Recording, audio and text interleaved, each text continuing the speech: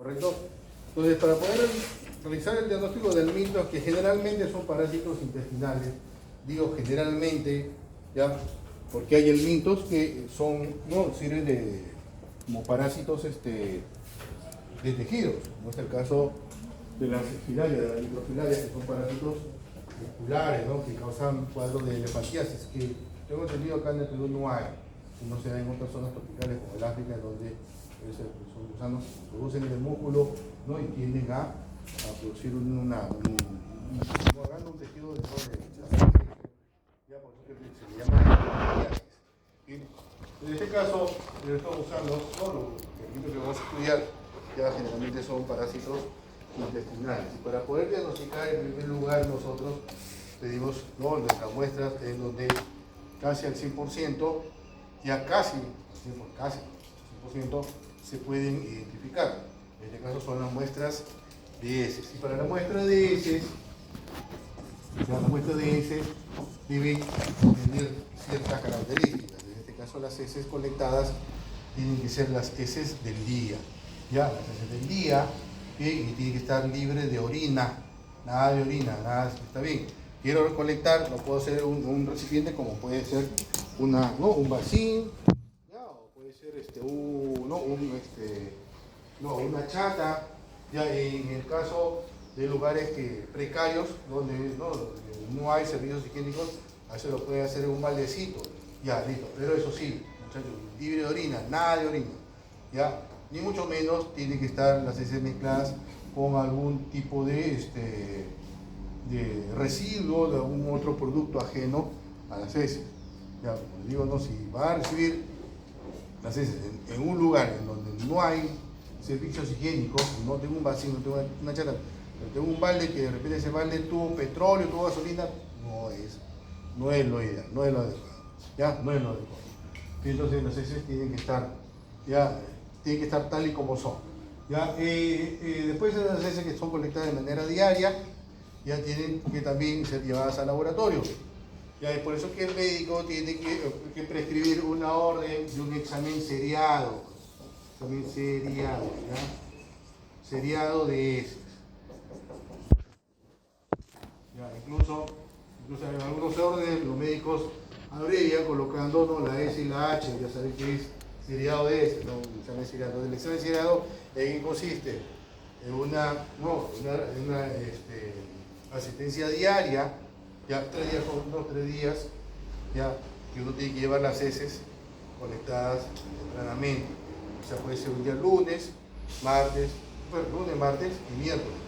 Las heces de las primeras horas de la mañana. Sí. Ahora, eso también se va a ver acompañado, ojo, con las costumbres que tiene el organismo de cada persona.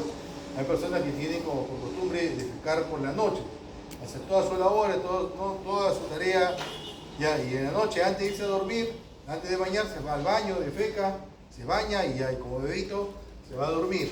Bien, entonces, ¿qué hacer en esas circunstancias?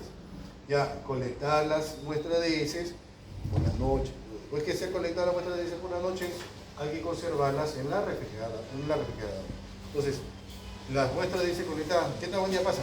Conectadas, deben ser llevadas, colocadas ¿dónde? En la puerta de la refrigeradora. Una temperatura, la puerta más o menos está a 8 grados, entre 4 a 8 grados centígrados, más o menos está así, ya, en la puerta de la refrigeradora. No mezclarlo con los alimentos. Bien, ahora, ¿en qué lo vamos a colectar? ¿De cajita de fósforo? ¿De un frasco de mostaza? No, ¿no es cierto? Tiene que ser un frasco que tiene que guardar ciertas condiciones. En este caso, los frascos tienen que ser un frasco taparrosca, ¿no? Un frasco taparrosca. No ser, por ejemplo, es un frasco taparrosca, ¿no? Tiene que tener su rosca, ¿ok? Bueno, esto de aquí también, ¿no? Son un frasco, pasa, son frascos taparrosca, ¿ya? No usar frascos con tapa a presión. Tapa a presión, no, el mismo movimiento, no, en lugar de taparlo, puede ser que la muestra salga emitida y eso de ahí contamina el lugar de trabajo e incluso puede contaminar a la persona que está manipulando la muestra de heces.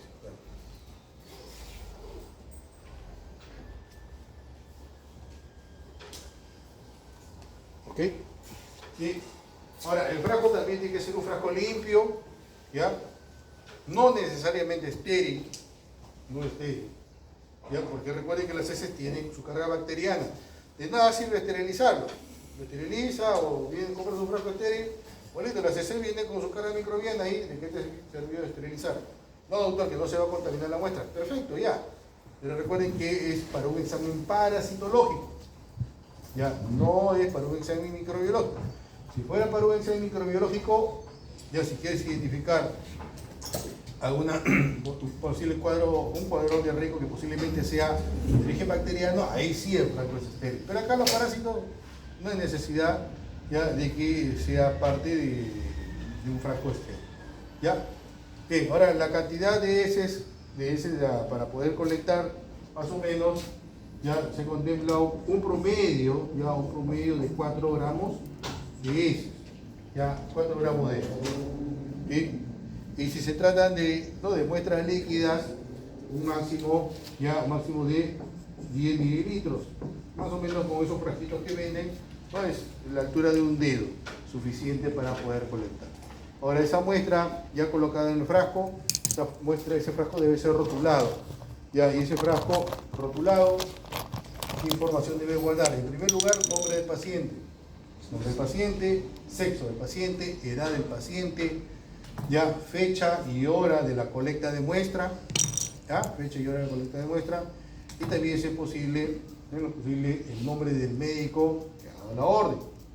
Ya, entonces esos frascos, ya, con esos rótulos que vienen con su etiqueta, ¿no? No son llenados, se envuelve, ¿no?, un papel, se coloca una bolsita y así se debe llevar al laboratorio. Ya, caso contrario, como estaba diciendo, si la muestra ha sido colectada por la noche, entonces así envuelta tiene que ser conservada en la refrigeradora, ¿no?, en la puerta de la refrigeradora. Después de esa primera hora, llevar al laboratorio. Los laboratorios generalmente están atendiendo 7 de la mañana, ya todos están recibiendo muestras. Las muestras son recibidas entre 7 a 9 de la mañana. El laboratorio ya recibe su muestra con su orden, ya ahí los laboratorios generalmente ya en las tapas comienzan a colocar el código de muestra que ellos están recibiendo. ¿Bien? ¿Hasta acá todo claro? Listo. Entonces ya, el examen, la muestra llegó al laboratorio. Ahora, ¿qué va a hacer el personal que está trabajando ahí? Ya, los exámenes que se realizan, claro, reciben el nombre genérico, el nombre genérico de examen coproparasitoscópico, se llama coproparasitoscópico. ¿Ya? El nombre, la denominación de examen parasitológico, ya que es una denominación en desuso ya hace más de 15 años. Más de 15 años que ya cayó en desuso. No, de pedir un examen parasitológico, ya eso ya no se usa. El nombre correcto es coproparasitoscópico. Copro de ese parásito, ¿no?, observación de parásitos en ese, de eso se trata. ¿Ya? Bien, entonces ese examen coproparasitoscópico son de dos tipos. Uno, ya es un examen directo.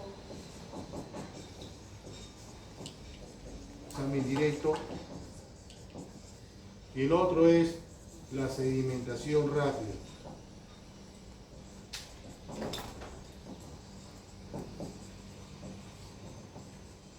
La sedimentación rápida, ¿ya?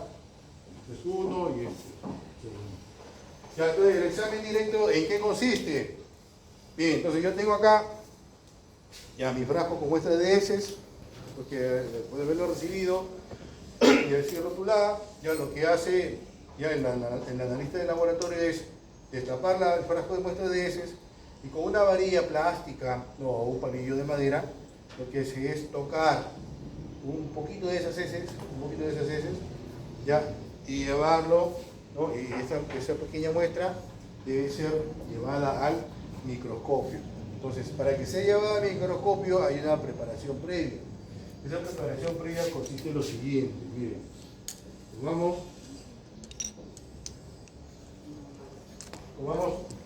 acá ya una lámina portaobjeto, ya, y de un lado de una lámina portaobjeto colocamos una gota de solución salina fisiológica, ¿ya?, y de otro lado una gota de lugol parasitológico, ¿ya? Lugol parasitológico. Una gota de solución salina fisiológica, la otra gota de Lugol parasitológico. Entonces, con ese palillo que ha tocado, ya así apenas un poquito de heces, o el ojo, no, un poquito de heces acá, y lo disuelvo en esa gotita, y después lo llevo al Lugol. ¿No? Entonces, en primer lugar, repito, primero se coloca aquí el 1, solución salina, y el mismo palillo 2, la llevo a la gota de Lugol. Entonces, observo acá, ya, y sin necesidad de llevar otra vez a la muestra, sin necesidad, 4. ¿Ya? Entonces, hay ambas gotas, tienen su muestra de heces, y estas muestras van a ser cubiertas con una laminilla, o también llamada cubre objeto. ¿Okay? Después de ello, ¿qué hacemos? Lo llevamos al microscopio. ¿Por qué estos dos? No, ¿por qué solución salina fisiológica y por qué el Lugol? Miren, cada una, ¿no?, de esos reactivos, por así decir, ya ofrecen sus ventajas y sus desventajas. Ya, con la solución salina fisiológica nosotros observamos las muestras parasitarias vivas. Ya, esa es la ventaja. Las muestras van a estar vivas. Si hay larvas, van a estar moviéndose, se van a estar sacudiendo. Si hay alguna ameba, algún protozoario, entonces esas amebas van a estar moviéndose ahí, ¿no?, emitiendo sus pseudópodos, moviéndose. Ya, y eso van a ser identificables. ¿Sí? La desventaja es que el campo observado, ya, el campo observado va a estar incolor, todo es translúcido. Ya, es como entrar a una tienda donde te venden puros vidrios. Entonces vas a ver un montón de vidrios por todos lados. ¿Lo vas a diferenciar los vidrios? Claro, sí, porque ahí va a haber límites esos vidrios. Pero están coloreados, casi no. ¿Ya? Entonces igual se va a observar. Entonces la persona que no tiene experiencia en buscar parásitos, entonces le va a ser un poco dificultoso trabajar con esta primera observación. Bien, salvo que se esté moviendo, ahí ya al toque lo va a reconocer. ¿Listo? Entonces, primero observamos acá, ¿ya? Y lo que encontramos lo reportamos, vamos tomando nota, y lo que no se encuentra, y si no se encuentra nada, se pasa acá a observar con el Lugol parasitológico. El Lugol parasitológico, ahí sí, este reactivo a base de yodo se va a encargar de teñir las estructuras parasitarias. Las estructuras parasitarias van a ser teñidas de un color ámbar fuerte, un ámbar oscuro, ¿ya? Y van a ser claramente definidas. Los huevos de los parásitos, los quistes, las larvas van a estar totalmente teñidas. ¿Ya? Esa es la ventaja. Y entonces de esa manera nosotros podemos identificar. ¿Ya? Ahora, ¿cuál es la desventaja? La desventaja de observar acá con Lugol es que todo lo que estuvo vivo va a morir. ¿Ya? Aquí van a estar las estructuras parasitarias, van a estar muertas. ¿Ya? Van a estar muertas. No se van a poder identificar por el movimiento. Acá sí, pero el Lugol la termina matando. ¿Ya? Es por eso que ambas pruebas, ojo, son complementarias. ¿Ya? Si yo tengo poca experiencia, no puedo encontrar con solución salina fisiológica, nadie se movió, nadie me dijo hola Gustavo, ya bien, entonces me queda esta opción de poder observarlo con Lugol. Pero sí, observando con Lugol, yo tengo que conocer cuál es la forma de los parásitos o de sus estructuras diagnósticas, por decir, formas diagnósticas. ¿Ya? ¿Por qué? Porque si no la conozco muy bien, lo que yo observe ahí, que va a estar inmóvil, ya lo puedo confundir. Por ejemplo, las larvas de algunos parásitos suelen confundirse con fibras vegetales.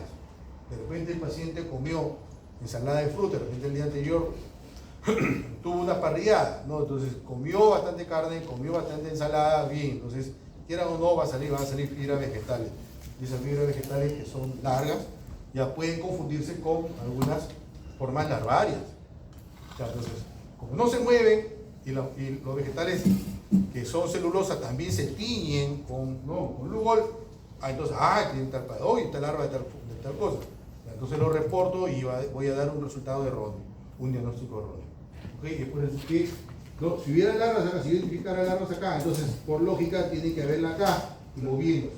Entonces, como nadie se mueve, entonces posiblemente es que yo vaya a confundir una forma larvaria con un resto vegetal. ¿Ya? Por eso que además se utiliza en el examen directo, ya se utiliza ambos reactivos. ¿Listo? Bien, ahora, la sedimentación rápida. Ya, ¿cómo se realiza?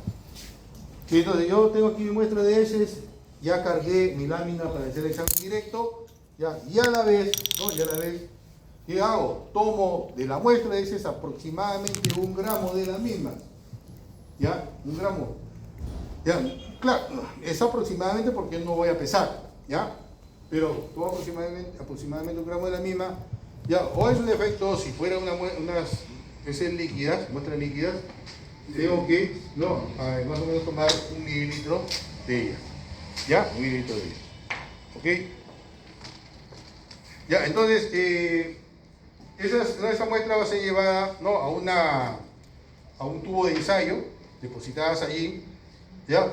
Y se le va a completar, ojo, con 10 mililitros, ese tubo de ensayo se enrasa con 10 mililitros de solución salina fisiológica. Ya, entonces, tubo de ensayo, repito, muestra de heces 1 gramo, solución salina fisiológica, y con una varilla voy a triturar esa muestra de heces. Si son heces sólidas o semisólidas, las trituro, las disuelvo allí. Si son heces líquidas, no hay necesidad, solamente se va a diluir. Ya, en el caso de ambas muestras, ¿qué es lo que tengo que hacer? El tubo de ensayo, como estoy trabajando con guantes, tengo que hacer una agitada de 3 veces, ya, y lo dejo ahí reposar. Entonces, cuando termino de agitar, esa muestra se ha disuelto. Eso quiere decir, se interpreta de que las formas larvarias o las formas diagnósticas se han liberado de esas heces, ¿ya? Y lo que voy a hacer es dejar ese tubo reposar por un mínimo a menos de 1 hora. 1 hora ahí reposando y se va a sedimentar. Ya, transcurrida la hora, ya esa sedimentación, ya que va a ser evidente, voy a ver el agua, la solución salina un poco un poquito turbia, y el resto de sedimento, lo que voy a hacer es tomar una pipeta plástica, llevarla al fondo y tomar una pequeña muestra del fondo, ¿no? Del sedimento que hay en ese tubo de ensayo.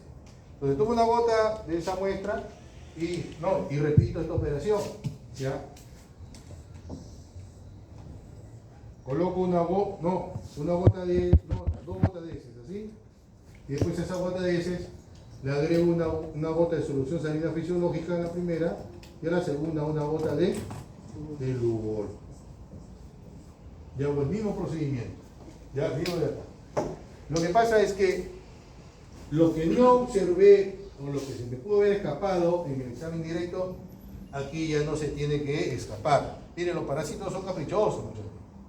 Los parásitos son caprichosos. Son tan caprichosos que a veces nos dan trabajo, ¿no? en que sean evidentes. Ya. Es por eso que ambos procedimientos, muchachos, se repiten 3 veces. Ya, esto es que todo este trabajo lo hice el lunes. Para el martes lo voy a repetir y para el miércoles también. Y a pesar de eso, a veces no sale, muchachos. No es que, ojo, no es que el paciente no lo tenga, por eso que los resultados que emite el laboratorio aquí dicen, no se observaron formas parasitarias. No dice ningún resultado que yo sepa. No tiene parásitos. No se observaron formas parasitarias. Ya, ¿por qué colocamos eso de ahí? Porque tal vez en esos 3 días el parásito recontra caprichoso nunca salió. Nunca se dio por evidente ante el laboratorio, pero tal vez, en este caso, la sintomatología, la clínica del paciente orienta al médico a que sí, tiene parásitos. Entonces, el médico sospecha que sacó parásitos, no, el paciente veía el resultado con el seriado, no se observa por forma parasitaria. Bueno, mira, el paciente que le dice, bueno, aquí el laboratorio dice que no tiene parásitos, pero por si acaso dice, o sea, ante esa duda que va a quedar el médico, porque por laboratorio también nos podemos equivocar, ya el médico dice, bueno, por si acaso te voy a dar un antiparasitario, porque si tú tienes algún disturbio, ¿no? A nivel intestinal, a nivel digestivo, ya, lo primero que descarta el médico son los parásitos, ya. Algunos de ustedes, por ejemplo, tienen algo de dolencia del estómago, problemas de digestión, todo eso de ahí, y vas al médico, doctor, quiero que me haga una endoscopía. No, primero vamos con lo más fácil, parásitos.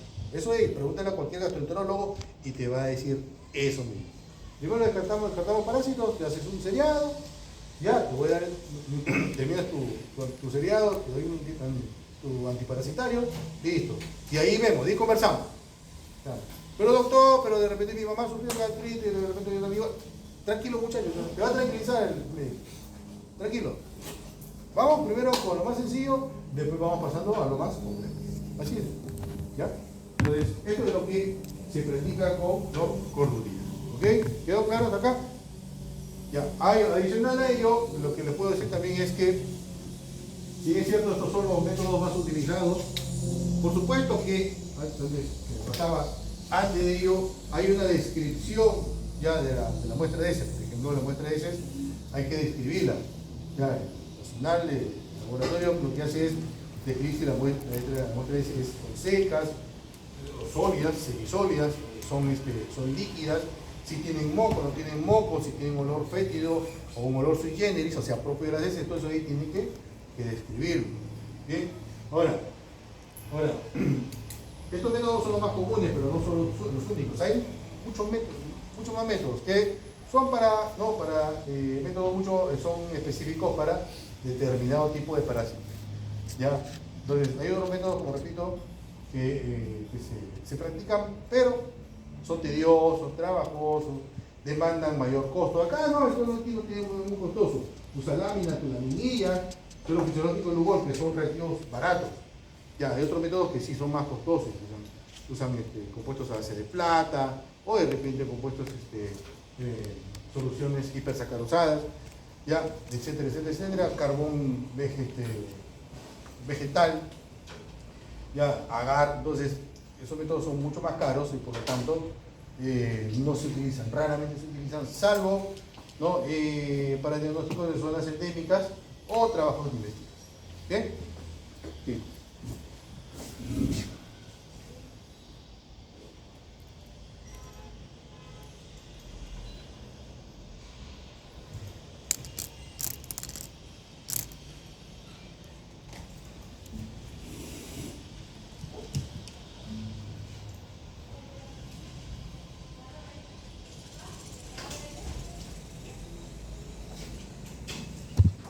En el caso de las lumbricoides, ya por tenido que lo habrán descrito, lo conocerán, que son gusanos redondos grandes, ¿no? Son nematodes grandes. O sea, las hembras pueden llegar a medir hasta 20, 25 o 30 centímetros, imagínense. Y los machos son más pequeños, de 10 hasta 15 centímetros. ¿Ok? Son gusanos dimórficos, machos y hembras, ya ahí se pueden diferenciar. Ahora, ¿cómo diagnosticamos? Puedo poner un diagnóstico de este parásito. El diagnóstico se puede dar de dos maneras. Ya hay un diagnóstico macroscópico y un diagnóstico microscópico. Macroscópicamente es cuando el paciente arroja los gusanos. Ya, el paciente los puede arrojar tanto al traer las excretas, o también los puede vomitar. También el paciente los puede vomitar. Miren. Ya, recuerden que estos gusanos, ya al localizarse en el intestino delgado, pueden llegar incluso hasta obstruir, causan obstrucción intestinal. Y producto de esa obstrucción intestinal, incluso pueden llegar a necrosar el tubo digestivo. Ya pasó, ya sucedió antes, ya sí, señor, se trajo un caso aquí en el hospital regional que llegó una paciente con unos cólicos pero terribles, que no sabía que le parecía que le estaban torciendo así todo el aparato digestivo, ¿no? Cuando llegó tuvieron que operar de emergencia, le sacaron más o menos, un pedazo, como 30, 40 centímetros de intestino necrosado. ¿No? Estaba totalmente abultado, necrosado, y por lo que me comentaba el médico, el anatomopatólogo, como amistad con ellos, ya les era gustado. Cuando llegó el pedazo de órgano al área de la anatomopatología, pensábamos que era un tumor que estaba obstruyendo, ¿no? Entonces, cuando lo abren, lo secan el intestino, salieron todos los gusanos. Todos se habían llegado a obstruir tanto. Entonces, producto de esa obstrucción, incluso los gusanos, la persona los puede vomitar. Vomita, come algo que le desagrada a él, vomita. Los gusanos, o tal vez los más viejos o los que ya mueren, suelen correr en las heces. Entonces, hay un diagnóstico macroscópico, ya reconociendo a los gusanos que cuando son expulsados, pueden verse algo rosados, son redondos y rosados. ¿Ya? Con el tiempo ya va perdiendo coloración, como en este caso, aquí tenemos Ascaris, ya aquí están conservados en formalina, ya no, y esa coloración rosada la ha perdido, ya están todos blanquecinos. Bien. Y la otra forma de cómo diagnosticar Ascaris es encontrando los huevecillos en las heces. Esos son los distintos tipos de huevecillos. Ya, huevos fertilizados, todos los tres primeros son huevos fertilizados, que generalmente ya son huevos casi circulares, algunos tienen forma ovoide, pero son huevos que están turgentes, a diferencia del huevo no fertilizado, que es un huevo un poco alargado. Y esta turgencia, o sea, que el huevo esté ancho, es porque, debido a que la presencia de la larva que está ahí adentro. Entonces, hay presencia de larva, entonces va creciendo y el huevo va turgente. Pero como aquí no hay nada, entonces ya me da aplanado. Cualquiera de estas formas que encontremos nos dice que hay presencia de Ascaris. Dirán ustedes, ¿por qué hay huevos fértiles y huevos infértiles? Pues sencillo. Recuerden ustedes también que la hembra de este gusano puede emitir huevos hasta en una cantidad de 200.000 diarios. ¿Ya? Entonces, los gusanos machos no se dan abasto para fertilizar a todos. Ya fertilizan, claro, buena parte de ellos, pero no a todos. Entonces, por eso que en las heces se suelen emitir tanto huevos fértiles como infértiles. Entonces, la forma diagnóstica, ¿cuál es la forma diagnóstica? La forma diagnóstica son la presencia de estos huevos en heces. Por supuesto que el huevo fertilizado sería la forma infectiva. Esto es lo que uno ingiere los alimentos contaminados en el agua contaminada. ¿Okay? Eso es con respecto a Ascaris. ¿Ya? Ahí miren, ahí están los huevos fertilizados, todos ellos son huevos fértiles, ya han sido montados o encontrados en una muestra de una abundancia de este tipo de huevecillos. Lo biológico, esto lo he visto en teoría. Trichuris trichura, también es otro gusanillo. ¿Ya? Que se caracteriza por tener una parte engrosada y una parte que está, otra parte que está es totalmente fina. ¿Ok? Ahora, ¿cuál es la forma diagnóstica más característica de este gusano? Ojo, estos huevecillos. Son huevecillos, son únicos, no se pueden confundir con ninguna otra especie, ¿ya?, de gusano. ¿Ya? Estos huevecillos son únicos, tienen forma de balón de fútbol americano. Por acá tenemos, hay machos y hembras, son dimórficos, miren. Son las distintas variantes que pueden presentar. Esas variantes son casi imperceptibles, miren, todos tienen una morfología ovoides y tienen esta especie de taponcitos, digamos, extremos. Entonces son huevos que totalmente inconfundibles, no pueden confundirse con ningún otro tipo de parásitos y son fácilmente identificables en las muestras de heces. ¿Ya? Esa es la forma de diagnóstico de Trichuris. El otro gusano que también forma parte ¿ya?, de este pool de nematodes, ¿ya?, es Enterobius verbicularis, también conocido como, ¿cómo se le conoce comúnmente? Oxiuro, correcto, como Oxiuro. Entonces, Enterobius u Oxiuro, ya, es un gusano pequeño, milimétrico, a diferencia de Ascaris. Ascaris es un macrogusano, ¿correcto? Mide muchos centímetros. Ya, mientras que este señor 2 mide milímetros. Los machos pueden llegar a medir, son dimórficos, ya los machos pueden llegar a medir entre 1 a 2 milímetros, pequeñísimos. Y las hembras pueden llegar a medir 5 milímetros, 6 milímetros, aunque la literatura dice a veces hasta 10 milímetros, pero en lo personal no he visto tan grandes, más pequeños. Ya, los machos, tanto machos y hembras, se llegan a encontrar, ¿ya? ¿En dónde? ¿En qué intestino? ¿El intestino grueso o el intestino delgado? Delgado, compañeros, ¿todos de acuerdo con el intestino delgado?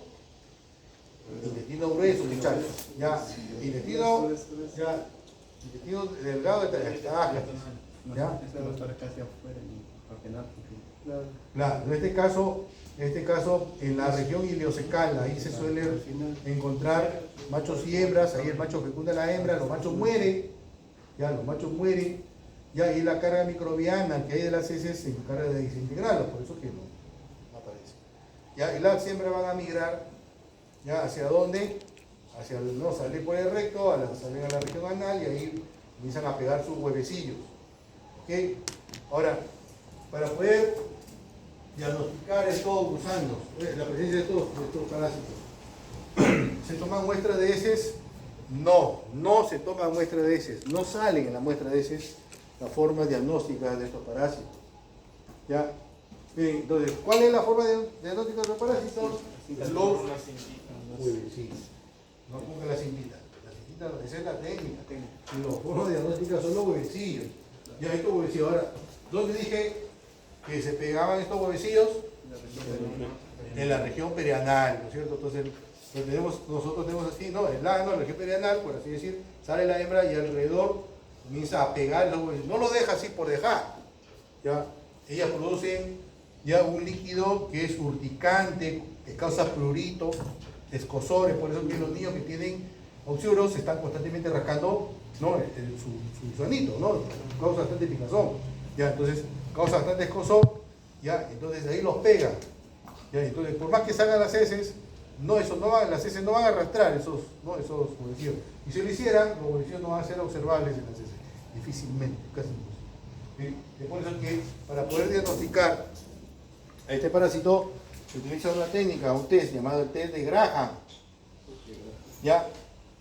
O el test de la cinta adhesiva, o el test de la cinta de scotch, ¿ya? En donde, ¿qué es lo que hace? No, en este caso el paciente, que generalmente son niños, porque es una parasitosis muy muy común en los niños, sobre todo cuando están en colegio, y basta que un niño del salón tenga ese parásito, es muy probable que lo haya contagiado a varios de sus compañeros, como la varicela, ¿no? Pasa que un salón uno tenga varicela, llega estornuda, y ¡puf! Ya todito lo contagia. Casi, ¿por qué? Porque esta parasitosis se transmite gracias al hacinamiento, a la montonera.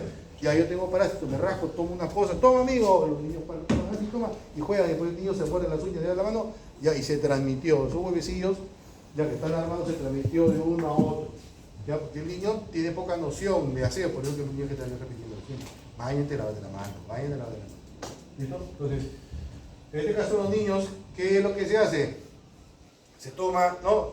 Más o menos 5 de la mañana, la madrugada, ¿ya? Y con un pedacito de cinta de scotch, se le pega en la región perianal, ¿ya? Se pega despacio, se le pega también despacio, y esa cinta debe ser llevada a una lámina por objeto.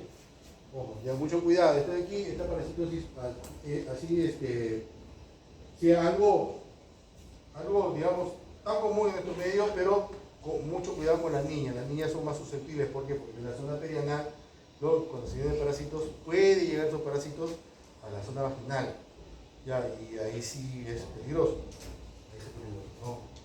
Puede causar inflamación, mucha inflamación en las niñas y también algunos desórdenes, ¿no? Desde el punto de vista urinario, ¿no? Que puede confundir con otro tipo de enfermedades.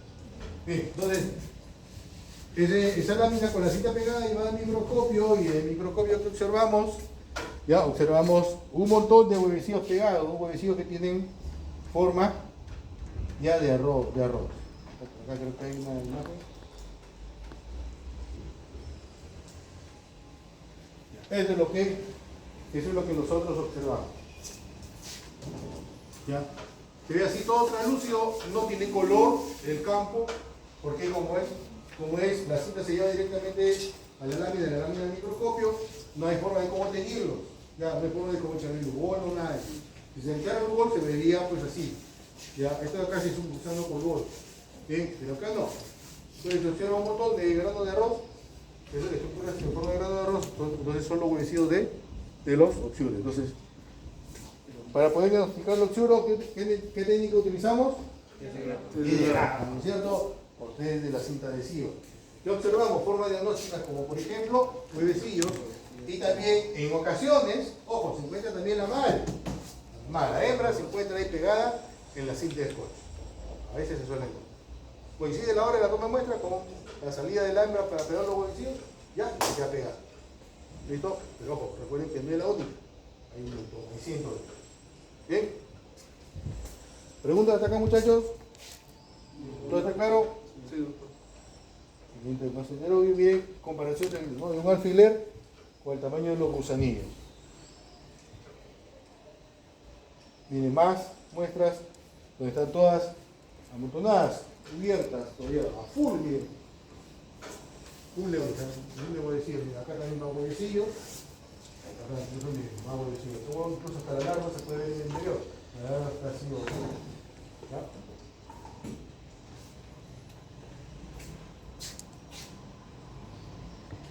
¿Ya? Trochiloides estercoralis.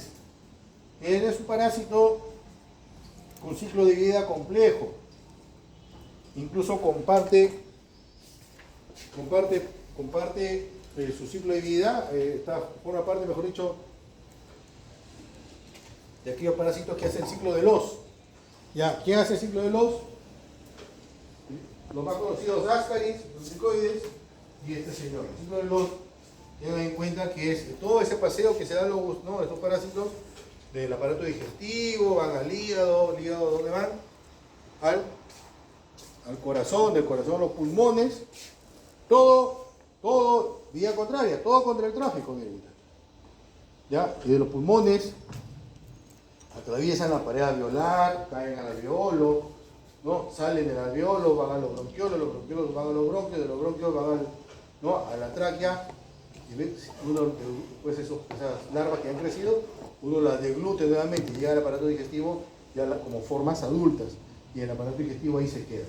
Ya, entonces, en este caso, el Trochiloides estercoralis, a diferencia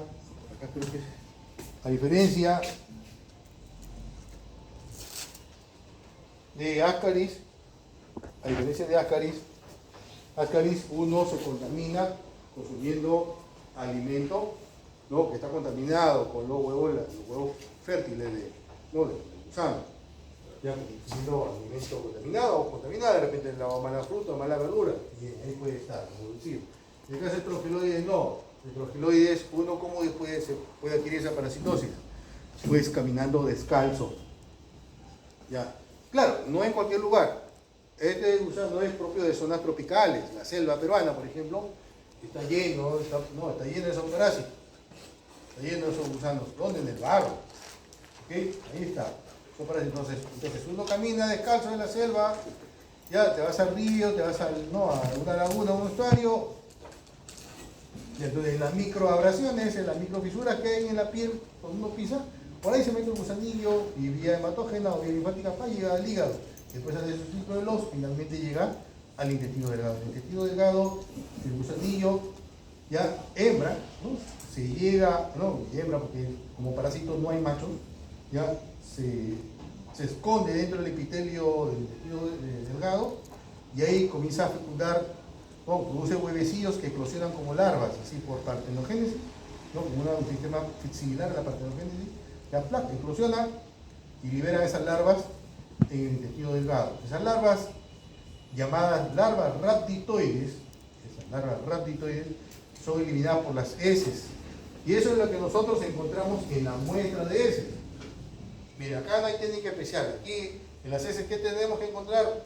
Los huevos de Trochiloides, no, porque los huevos eclosionan, revientan, liberan ya su parásito, ¿dónde? Dentro del organismo humano.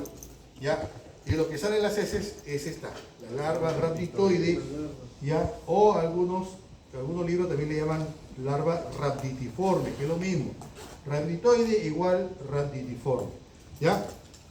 Esa larva liberada. Entonces, nosotros es lo que encontramos nosotros en la muestra de heces. Por supuesto, sigue su ciclo de vida que puede seguir, tiene dos caminos. Ya, uno, esa larva rhabditoide, ya, puede transformarse en la forma infectiva. ¿Cuál es la forma infectiva? La larva filariforme. Esa es la larva infectiva, es la larva que ingresa por el pie y nos contagia. Nos causa la parasitosis. Ya, esa es la larva filariforme. Ya, entonces repito, ya, de Saiyajin se transforma a Super Saiyajin, no son lo mismo, ¿listo? De larva rhabditoide a larva filariforme, tienen distintas formas. Ya, esta de aquí es corta, un poco engrosada, mientras que la filariforme es un poco más grande y más alargada, más fina. ¿Ya? Y es un camino que sigue este parásito. El otro camino que sigue este parásito, que de repente le ha aplicado, no sé, ¿sí? Es que este gusano se quede viviendo en la tierra, en el barro. Se quede viviendo como forma de vida libre, se le llama. Entonces, como forma de vida libre, esa larva rhabditoide, se transforma en machos y en hembras, un cosito chiquitito, en machos y hembras, se quedan en el barro, no te das cuenta, pero el barro por ahí se está moviendo, ¿ok? Y engendran sus generaciones, ¿no? Machos y hembras. Pero llega un momento en que, ¿sabe qué? Dice, como esto de acá tienen que buscar su alimento por cuenta propia, dirán, ¿no? Bueno, me cansé de trabajar, yo no quiero trabajar, quiero vivir de otros, me convierto en parásito. Entonces esta larva ratitoide, ya, de estos gusanos, se llegan a transformar nuevamente acá a larva filariforme, buscando un hospedero. Entonces, ¿qué es lo que qué muestra sería para poder diagnosticar estrofiloides? Muestras de heces, ¿ya? Para los pacientes, muestras de heces. ¿Ya? Pero no dijo que la filariforme era solo femenina, ¿verdad? No, la larva filariforme, no. Y cuando ingresa, ya, claro, ingresa el ser humano, esa larva se comienza a transformar. Y en esa, porque recuerden que ese ciclo de los pasa por distintas fases, L1, L2, L3. Y entonces en esa transformación solamente se van a formar larvas de hembras, ¿no? Especímenes hembras. No hay macho, ¿ya? Dentro del ser humano. ¿Okay? Acá solamente larvas inmaduras, no hay una forma sexual. ¿Ok? Bien. Entonces, cuando una persona generalmente llega de la selva, llega con una serie de malestares, todo eso de ella, seguramente viene con parásitos. Generalmente, el parásito es este. Ya, por ejemplo, van a pasear a la selva, y acá que termine su curso de meca, ya, y van a celebrar lo que lo han aprobado, se van a Tarapoto, no sé a dónde, se irán en Iquitos a pasear, ya, entonces cuando vengan, su desparasitada, ya, no se olviden, por si acaso, ¿listo? Bien, muchachos. ¿Qué esperamos encontrar en heces? ¿Huevo de parásitos? No, recuerden que son larvas rhabditoides, ¿ya? Larvas rhabditoides, ¿ok?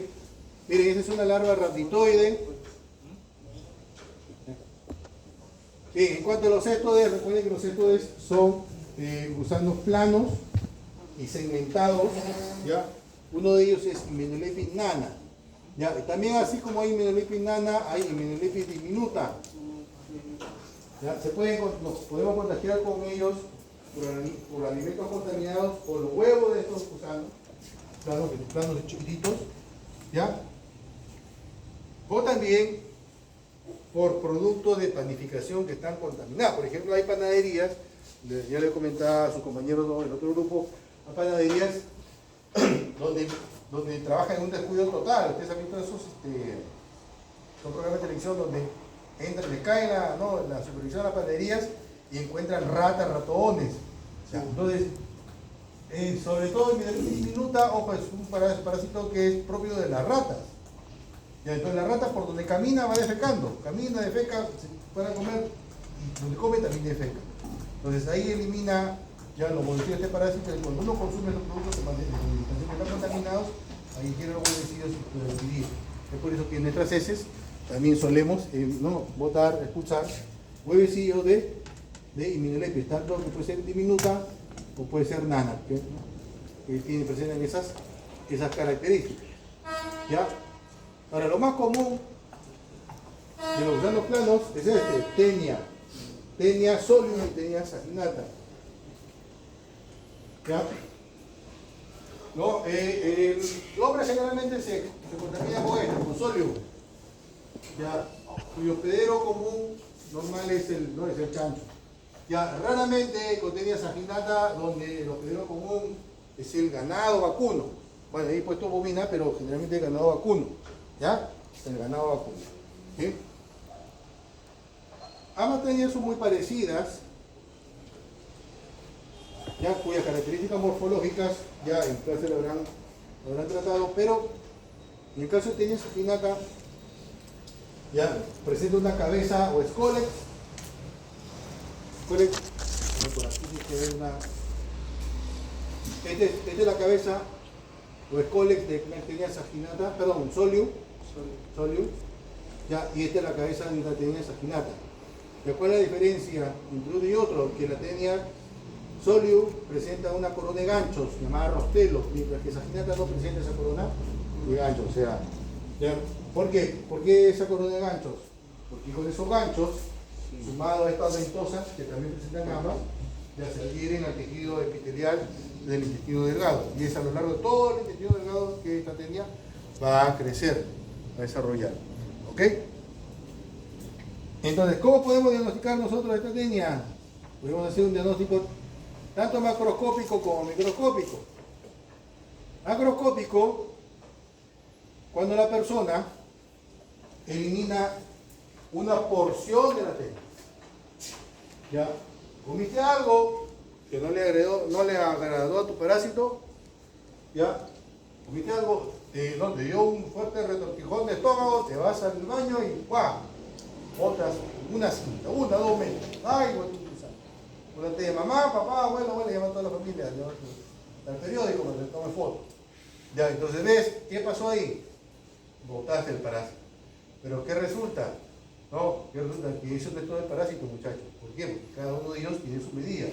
Sólido, ¿cuánto mide? ¿Cuánto mide? ¿Ah? Hasta 12. Hasta 12. 12 raramente, generalmente mide hasta 8 metros. Es dependiendo de la extensión de tu tubo digestivo, del intestino delgado. Para ser más específico. Si tu intestino delgado mide 7-8 metros, pues ese tamaño será, ¿no?, la tenia sólida. ¿Ya? El caso del ganado vacuno, cuyo intestino es mucho más grande, por eso que su tenia saginata es más grande. ¿Ya? A la tenia no le interesa llegar hasta el intestino grueso, porque ella no come excreta, ella come alimento digerido. Eso es lo que de eso se alimenta. El alimento digerido, ¿dónde está? En el intestino delgado. Lo que mide tu intestino delgado es el tamaño de tu tenia. Entonces, si eliminaste 2 metros, ojo, te queda al menos 6 metros que botar. ¿Ya?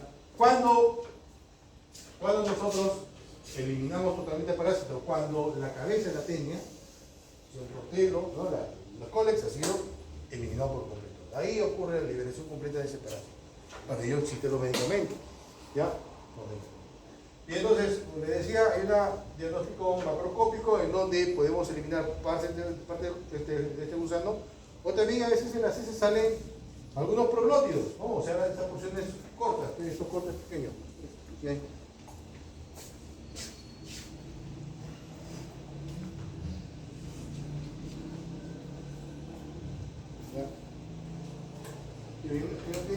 Estos proglótidos chiquitos, ahí se eliminan también en las heces y ahí están moviéndose como si fuera un gusanillo blanco, pero planos y medio cuadraditos.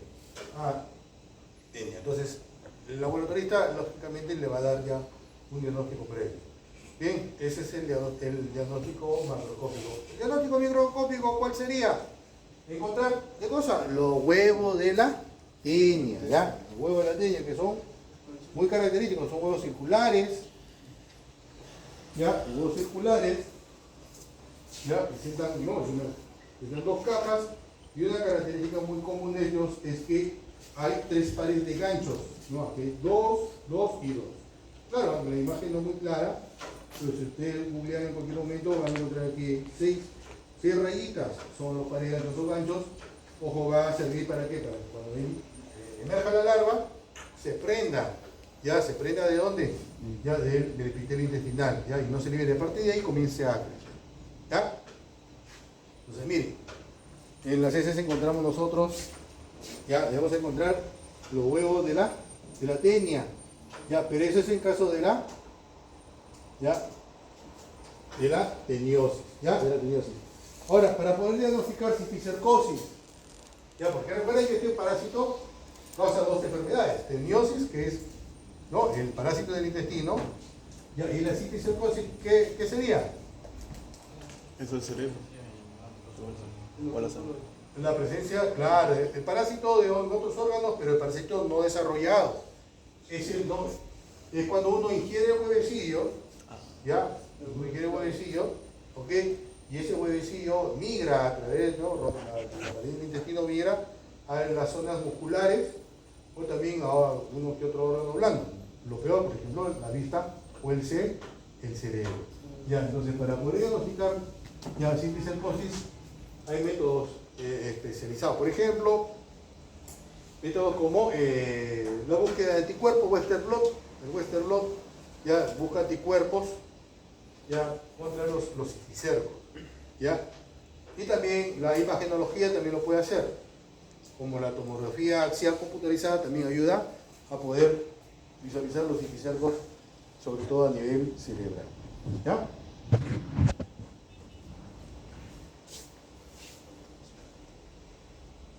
En el caso de fasciola hepática, es un tremato de gusano plano, igual que los estos dos, pero este gusano plano no es, ojo, no es segmentado, es una sola pieza nomás, ¿ya? Es un gusano, ¿ya? Y como su mismo nombre lo dice, parasita el conducto biliar, ahí está prendido. Se puede prender 1, 2, 10, 20, 50, 60, 100 de estos gusanos ahí, planos ahí, incluso puede llegar ya a obstruir el conducto biliar, causando ictericia y otra serie de malestares, ¿no?, a nivel hepático. ¿Ya?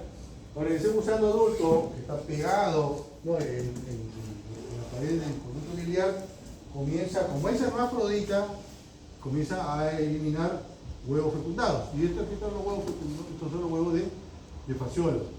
¿Ya? Pero estos huevos de fasciola son huevos característicos, tienen una característica muy particular, que tienen una tapita, también llamada opérculo, por eso le llaman huevos operculados. Ya. Para poder diagnosticar este gusano, ya, ¿qué es lo que uno solicita?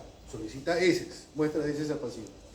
Entonces, como esos huevecillos liberados en la bilis, que posteriormente sigue todo el tracto digestivo, esos huevecillos finalmente van a llegar, ¿no? van a llegar ¿a dónde? A las heces. Y las heces van a eliminar esos huevecillos. ¿Ok? ¿Para qué? Para que sean encontrados, poder dar un diagnóstico previo, o de repente esos huevecillos también puedan llegar a su lugar. Aquí está, para continuar con su ciclo, ¿no?, su ciclo parasitario. Son huevecillos para que puedan continuar con su ciclo parasitario. ¿A dónde tienen que llegar? Al agua dulce, ¿cierto? Al agua dulce, en donde en esa agua dulce tiene que vivir un caracol, ¿no?, de una determinada, ¿no?, del género Lignea. ¿Ya? Entonces, parasita, continúa con su ciclo evolutivo, y finalmente se forman las metacercaria, ¿dónde? En las plantas acuáticas. ¿Ya? En las plantas acuáticas, por supuesto. ¿Ya? La ingesta de berros, si uno consume berros, pues, lo más común, puede adquirir la fasciolosis. ¿Ya? Estas plantas acuáticas, al igual que el resto, pueden ser consumidas por el ganado vacuno, sí, porque son herbívoros. Van a los cuerpos de agua, toman agua, comen hierba. Toman agua, comen hierba, y así el ganado vacuno, ¿no?, o bovino, ¿no?, también se puede parasitar con este señor, la fasciola. ¿El ser humano cómo llega? ¿Consumiendo qué cosa? ¿Consumiendo huevos de fasciola hepática?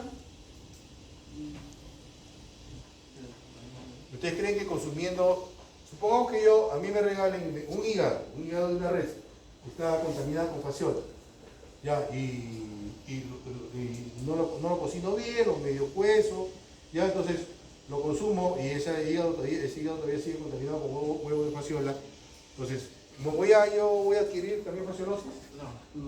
No, ¿por qué no? Porque no se encuentra en un ambiente acuático de agua dulce. Correcto, muy bien, porque para que esa fasciola continúe con su ciclo, tiene que estar en un ambiente acuático. Entonces, esos huevecillos lo voy a consumir, pero igual voy a eliminarlo por las heces. ¿Ya?